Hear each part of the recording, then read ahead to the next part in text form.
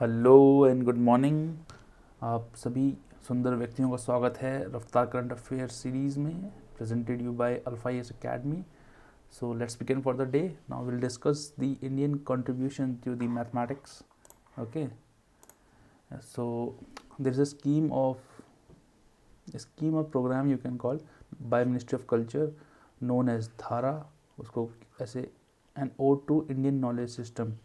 ठीक है, see, we are developing in this world, but we should also know our traditional knowledge system. There are a lot of knowledge and lot of wisdom out there in those texts. So to focus on that, Ministry of Culture has announced dhara. Now important contributions पढ़ लेते जल्दी से. वैदिक knowledge, तो पहले क्या होता था, एवरी नॉलेज वॉज ओरल, पहले ओरली ही पढ़ाए जाते थे, जबकि वेदास बहुत बाद में लिखे गए ही नहीं, बल्कि कभी भी वो ओरली ही पढ़ाए जाते थे. तो such was the level of education at that time. तो knowledge was oral and the numbers were expressed as the combinations of power of 10. Now Bodhyana Sulva Sutra. Now Bodhyana Sulva Sutra, just remember the date, it was in 800 BC and it described the use of Pythagoras theorem. Pythagoras theorem आप लोग भूल होंगे, मैं आपको याद दिला देता हूँ. This is base, this is perpendicular, this is hypotenuse.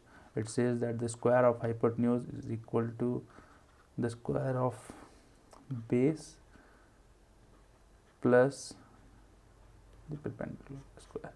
ठीक है, इस साइड का स्क्वायर जो है इस साइड के स्क्वायर के इस साइड के स्क्वायर के इक्वल इक्वल होना चाहिए, given that this angle is 90 degree. It's a right angle triangle. Okay, now Sulbasutra geometry was it was close to Euclidean geometry.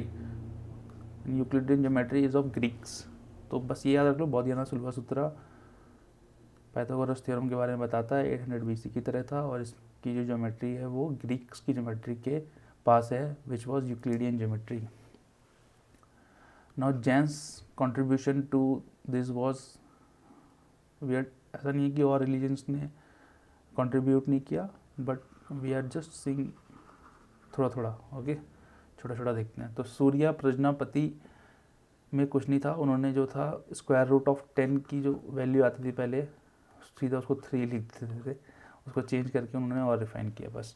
And there was something called as Ganita Sara Sangraha. It was of Mahavira. Now our very knowledgeable Aryabhatta ji, he wrote something called as Aryabhatta and Arya Siddhanta. He also worked on place value system. place value system देखो क्या होता है, हम एक number लिखते हैं ना, तो क्या बोलते हैं हम, tens, hundreds, thousand, 10,000, lakhs, 10 lakh, इसी को ही प्लेट वैल्यू सिस्टम बोलते हैं. ठीक है. He also discovered 9 planets and found that this revolve around the sun.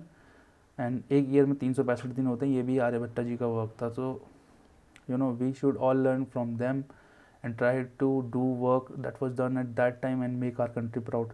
Then there was another Vidwan called as Brahmagupta ji. He introduced the concept of zero. कहते हैं ना, zero दिया मेरे भारत ने. तो उस भारत में जो व्यक्ति थे उनका नाम था ब्रह्मगुप्त जी. तो he introduced the concept of and computing methods of zero. Madhva ji, what he did is he discovered the infinite series of pi. Pi आप लोग भूल के होंगे. Pi is equal to 22/7 equal 3 point. हम लोग एग्जाम्स में 3.14 ही लेते हैं, लेकिन ये non repeating non recurring series थी. एक 1.3411 बहुत ज़्यादा तक है, तो बहुत था. अभी किसी ने 4-5 साल पहले इसकी टोटल वैल्यू निकाली थी एंड वाज लाइक, ये डॉट के बाद भी मिलियंस तक थी. Okay, now the second thing is that the ASI is reviving it's under water wing. कुछ नहीं है, अंडर वाटर एक्सप्लोरेशन के लिए 2 टेक्निक्स इस्तेमाल होती हैं, उसको हम पढ़ लेते हैं. Radiometric technique. रेडियोमेट्रिक टेक्निक में क्या होता है, it looks for the radio active impurities to ascertain an objects age and corals contain calcium carbonate. It will help to find the age. See, एक ऑब्जेक्ट है आज उसमें हल्का सा कैल्शियम कार्बोनेट जमा हुआ, थोड़ा सा और, जितना ज़्यादा जमा होता जाएगा वो उतना ओल्ड हो जाएगा. ठीक है. और रेडियो एक्टिविटी इम्प्योरिटीज़ के बारे में देखते हैं to ascertain the object of that age of that object, sorry, okay. Now there is something called as thermoluminescence dating. इसमें क्या होता है, देखो कुछ नहीं होता, एक कोई ऑब्जेक्ट है, उस पर जो है लावा से या वो हीट से या किसी भी चीज़ की हीट से, लावा की हीट से, सनलाइट की हीट से, उसमें क्या होंगे, कुछ इम्प्योरिटीज़ जमा हो जाएंगे, ठीक है। बस उस इम्प्योरिटीज़ को कितना टाइम हो गया है, ठीक है। जैसे क्या होता है, देखो सन में भी UV A B C होती है, तो these are very ultraviolet rays and contains radio active elements and same is the case with lava. तो क्या हुआ कि कितना टाइम इलेप्स्ड हो गया उस इम्प्योरिटीज़ को, मान लिया UV एक कोई भी, मान लिया हम कह रहे हैं कि इसमें C14 जमा हुआ, C14 को जमा हुए कितने साल हो गए, वो चेक करके हम उसकी एज निकाल सकते हैं। That is called thermoluminescence dating. It is these two techniques are important for the students of anthropology also. Now, Archaeological Survey of India, it is under Ministry of Culture. It was founded in 1861 by Alexander Cunningham, and he was the first Director General of ASI, and he is also known as the father of Indian archaeology. Now, the second news is Satpura Melghat Tiger Corridor. See, Satpura is in Madhya Pradesh, Melghat is in Maharashtra. Tell me in the comment box where is Phalghat and Borghat, ये दो जगह कहाँ हैं, जल्दी से comment box में बता दो। तो उसके कुछ नहीं है, यहाँ पे ये टाइगर कॉरिडोर है, इसमें कि इन्होंने रोड बना दी है और बिना national board of wild life और NTCA की परमिशन के। नाउ सी यू कैन थोड़े दिनों में टेक्निकल क्वेश्चन आने लगेंगे, आपसे पूछा जाने लगेगा कि भाई किस अगर मेरे को एक रोड बनानी है टाइगर कॉरिडोर में तो किस की परमिशन लगेगी, तो NTCA और NBWL दोनों की। तो NTCA क्या है, it is a statutory body, that is it is made under an act called Wildlife Protection Act 1972 and it is under Ministry of Environment, Forest and Climate Change. Short में इसको ऐसे याद रखा करो, MOEF and CC, National Board of Wildlife. It is also a statutory organization, it has an advisory nature and it is under the Wildlife Protection Act 1972. Now tell me in the comment box who is the chairman of National Board of Wildlife. Sustainable Cities India program, कुछ नहीं, एक MOU हुआ था world economic forum and national institute of urban affairs के बीच में। तो sustainable cities India programme में कुछ नहीं करना है, हमें डिकार्बनाइज करेंगे सिटीज़ को, एमिशन रिड्यूस करेंगे और इक्विटेबल अर्बन इकोसिस्टम बनाएंगे, ठीक है। और ये जो है ये सिंक में होगा जो इंडिया ने कमिट किया है to turn net zero by 2070 as a climate mitigation response at COP26, ठीक है। COP26 कहाँ हुई थी भाई, कमेंट बॉक्स में बता दो। I'll tell you the place, you tell me the country. The place was Glasgow. यहाँ गेम्स भी हुए थे, ठीक है। The place was Glasgow. National institute of urban affairs, ये एक थिंक टैंक है, not very important. Now short news, ombudsman app. Ombudsman देखो क्या होता है, कोई भी इंस्टीट्यूशन या 2 पर्सन होते हैं, उसको जो जोड़ता है, ये A है, ये B है, इसको जो जोड़ रहा है ओम्बड्समैन है। मान लिया A एक बैंक है, ठीक है, और B एक आदमी है जिसको फाइनेंशियल सर्विसेज चाहिए। अब वो गांव में रहता है, bank can not open a whole branch for 2 persons, ठीक है। तो what they will do is they will send their ombudsman, bank ombudsman, and he will provide the financial services provided by the bank to them, okay. Now T+1 settlement, आजकल stock market का बहुत क्लेश चल रहा है। अगर आप कोई शेयर लें और उसको इंट्राडे मतलब सेम डे ना बेचें, तो वो आपके डीमैट में, डीमैट क्या होता है, डीमेटेरियलाइज्ड अकाउंट में 2 दिन बाद आते हैं। अब उसको जो है NSE national stock exchange and BSE Bombay stock exchange जो है T+1 सेटलमेंट करने जा रहे हैं and India will be the second country after China to do this, okay. Dry root rot disease, नाम से पता लग रहा है रूट का डिजीज़ है। देखो कैसी टेम्परेचर कंडीशन चाहिए होंगी उसकी, हाई टेम्परेचर चाहिए होगा और लो सॉइल मॉइस्चर चाहिए होगा, ठीक है। तो ये डिजीज़ हो जाएगा, ठीक है। ये डिजीज़ जो होता है इंपॉर्टेंट थिंग ये है कि चिकपी में होता है। Dry root rot disease related to chickpea. Chickpea क्या होता है, चना, ओके।